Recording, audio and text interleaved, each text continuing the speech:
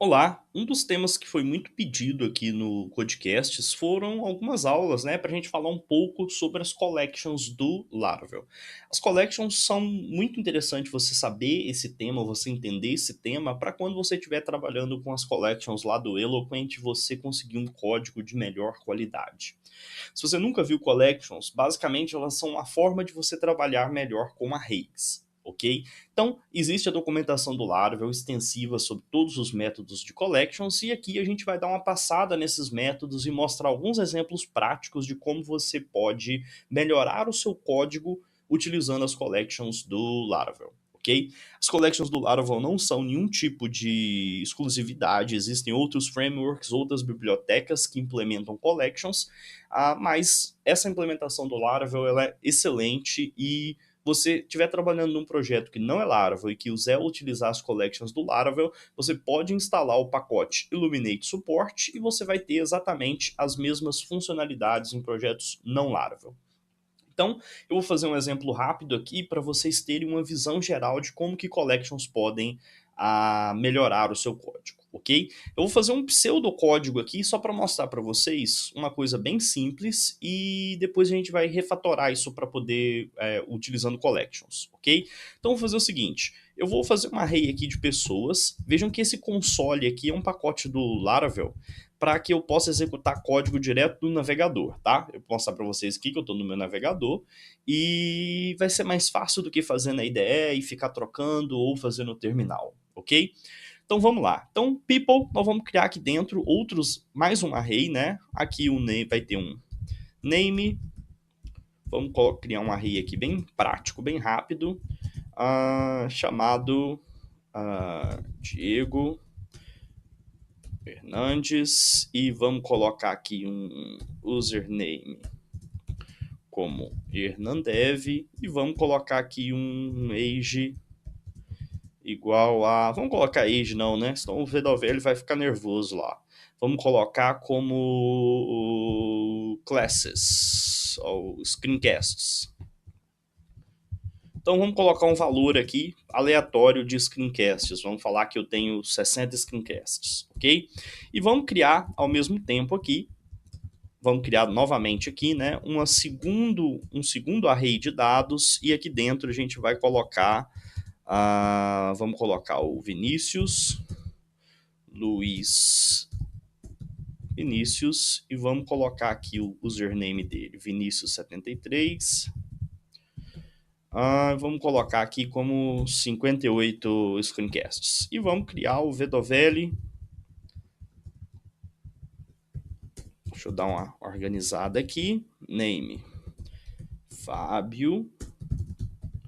VWL. E vamos colocar o username VWL screencasts 47. Qualquer valor, só para a gente ter uma ideia.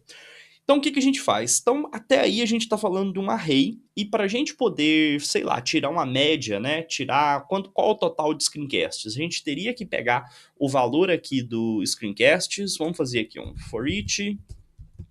Claro que existem vários métodos de se fazer isso. People, vamos colocar aqui, total é igual a 0, people as person, e vamos lá. Vou fazer um exemplo bem chulo aqui, só para vocês entenderem. Então, vamos colocar aqui total mais igual person screencasts e no final a gente faria um echo total para saber quantas aulas no total existem das 3 pessoas. Ele me deu aqui um 165, tá? E agora o que a gente vai fazer? A gente vai refatorar esse nosso exemplo para collections. Então eu vou simplesmente comentar isso aqui, porque a gente não vai utilizar esse código, e nós vamos fazer o seguinte. Echo collect people some screencasts. Olha só que a gente tirou esse loop aqui da jogada, tirou a assinalação da variável e já está fazendo um eco direto. Vamos executar isso aqui, veja o que aconteceu, exatamente o mesmo resultado. Por quê? Porque primeiro nós criamos uma collection, deixa eu quebrar esse código aqui para vocês entenderem, a gente está falando o seguinte, People é igual a collect people. Estou reassinando a variável só para ficar fácil de ler. Depois a gente está chamando dentro do... Vamos colocar aqui que o total é igual a people sum screencasts. Ou seja, nós estamos somando os valores de todas as chaves screencasts. E é isso que está acontecendo. No final a gente poderia fazer um echo total. Então vamos lá, está comentado, executar, e é isso aí. Para que serve? Esse helper collect, ele cria um... Vamos dar um dump aqui para vocês verem. Vou dar um dump no people. E vocês vão ver que esse método collect cria um helper que cria uma instância da classe Illuminate Support Collection. O que essa classe faz? Essa classe é a classe de collection que tem suporte a todos esses métodos maravilhosos que a gente pode utilizar. O método sum foi só um exemplo, deixa eu remover isso aqui. A gente pode simplesmente utilizar esse exemplo de uma linha, né? Exibir, cria coleção, chama o método sum e em uma linha a gente conseguiu fazer aquilo tudo. Só que o método sum não é o único método. A gente poderia simplesmente fazer o seguinte, a gente poderia chamar o método avg e ele vai me falar que a média de screencasts de cada um é 55. A gente poderia chamar o método min e ele me daria que o mínimo de... a pessoa que tem menos aulas é 47. A gente poderia fazer um max screencasts e o máximo é 60, que aqui sou eu. Então, é um exemplo de como que as collections podem fazer o seu código ficar muito, muito mais atraente, muito mais legível, ok? Então nós vamos fazer só mais um exemplo para vocês verem o poder das collections e daqui a pouco a gente passa, né, na próxima aula para cobrir mais extensivamente exemplos mais práticos, mais do mundo real, ok? Vamos fazer o seguinte, agora a gente vai criar aqui um people, é igual a collect, e dentro do collect aceita um array. Então a gente vai passar esse array aqui todo, deixa eu dar um Ctrl X, dar um Ctrl V, remover o nosso exemplo, vamos fazer para que vai ficar fácil de vocês lerem. A gente já está criando a coleção de uma vez, ok? Faz de conta que a gente quer exibir o nome de cada um, ok? E como que a gente vai fazer isso? A gente poderia fazer um for each, etc., mas o que a gente quer fazer agora? A gente quer um array que só contenha o nome de cada pessoa em maiúsculas. Então você poderia fazer um for each, pegar o name, transformar e criar um outro array, por exemplo. Criar um array com names, zerado, fazer o for each, etc. Como que a gente vai fazer isso aqui em collections? A gente vai criar aqui um names, é igual a people, map, né? E dentro do map a gente vai passar um function person. Function, errei aqui, né? E vejam o que vai acontecer. O método map é muito parecido com o for each. Para cada interação, ele vai passar esse elemento aqui para dentro da nossa função. Só que o que a gente vai fazer? Como a gente tem uma pessoa aqui dentro, que é um desses elementos, o que a gente pode fazer? Vamos fazer o seguinte. Return, a gente vai retornar dentro dessa execução, str to upper, isso, person, name, ok?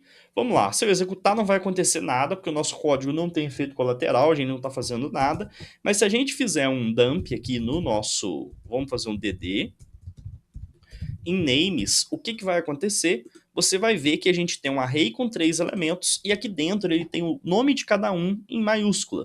O que aconteceu? O método map, ele vai aceitar aqui exatamente isso, né? Vai aceitar, ele vai fazer uma interação dentro do nosso array maior, pegar cada elemento que também é um array, e aqui dentro a gente está pegando a chave, o item do array nome, transformando ele em maiúscula e retornando. Isso cria uma nova coleção chamada names com esse filtro aqui pra gente. Então vamos fazer o seguinte, vamos lá, vamos fazer o seguinte, vamos colocar aqui names, each, ou seja, agora eu não estou usando o map, mas eu estou utilizando o each, porque eu não preciso da nova coleção no final. Function. E o que vai acontecer? Essa função recebe um nome em específico, e o que a gente vai fazer com esse nome? A gente vai fazer um echo name e vamos fazer um contrabarra a quebra de linha para poder ficar legal. Vou executar isso aqui novamente, não sei onde que eu quebrei aqui o nosso... Ah tá, execute, e vejam o que aconteceu. No primeiro map aqui que a gente fez, a gente criou um elemento novo, a gente criou uma variável nova, uma collection nova, que continha o nome de cada pessoa em letra maiúscula. E depois a gente utilizou o it para poder exatamente exibir esse nome e fazer uma quebra de linha. Só que imagina que você quer somente aquela pessoa que tem a número de screencasts acima de 50. No caso aqui seria o Vinícius e eu, ok?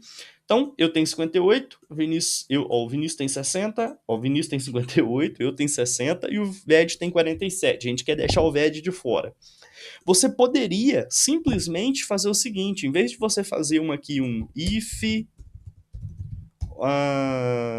person, pegar o número de screencasts, é maior do que 50. O que a gente pode fazer aqui dessa forma? A gente pode simplesmente chamar aqui, depois do people, vamos colocar aqui o outro, né? Where.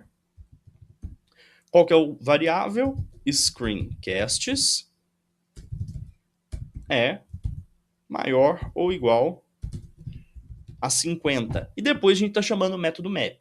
Muito louco isso aqui, porque fica... Vamos quebrar isso aqui para vocês fazer uma sintaxe mais simples de ser lida, né?